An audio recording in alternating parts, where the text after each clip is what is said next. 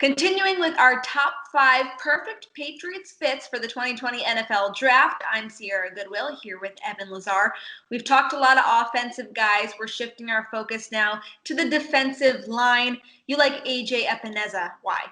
Just a perfect fit here. It almost makes too much sense to the Patriots that it probably won't happen as a result of that. This is a guy that's a plug-and-play starter on their defensive line and plays the position of defensive end like a Patriot. 6'5", 34-inch arms, has tremendous length and upper body power to two-gap and really just lock out and post up at the point of attack. Not going to necessarily penetrate, not going to be an upfield guy, but he's just going to hold up blockers, and he's going to read and react off the block and go and get the ball carrier. As a pass rusher, a very disciplined rusher, one move and go. We're not going to sit here dancing. We're not going to run past the quarterback like Bill Belichick hates. We're just going to push the pocket with power. We have the long arms to lock guys out and use a little pin-pull action, right? You push them out, you pull them back towards you, go right around them. It's just, you look at sort of the traits that he has, the length, the ability to win with power. It reminds me a lot of Trey Flowers as a prospect and as a player. And I think that Epenesa can probably give you Trey Flowers almost instantly, which is a lot to be said for that. So not the most exciting pick, not the highest ceiling, but probably the safest pick the Patriots could make in this draft, because I know day one that Epenesa could start for them at weak side defensive end.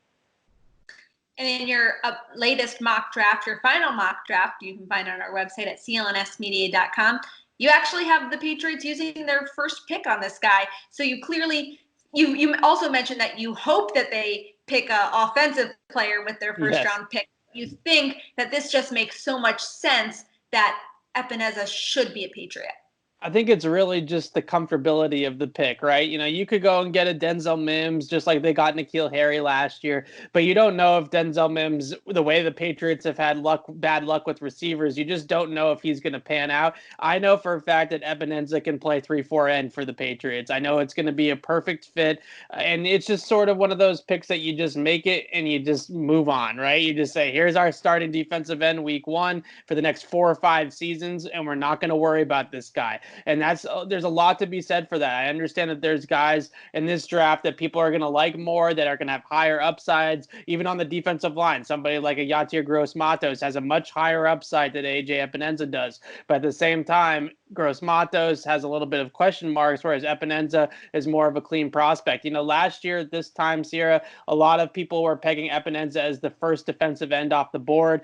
As modest season, he still had 10 sacks, but it wasn't his best year last year, mixed in with a bad combine. Now he's going end of first round instead of beginning of first round. So the Patriots are going to look at this guy and say, I bet you on their board, he's going to be like a top 15 or 20 talent that they're going to be able to get at 23 or later, just because other teams are going to prioritize other traits that are more important with athletic upside earlier on in the draft.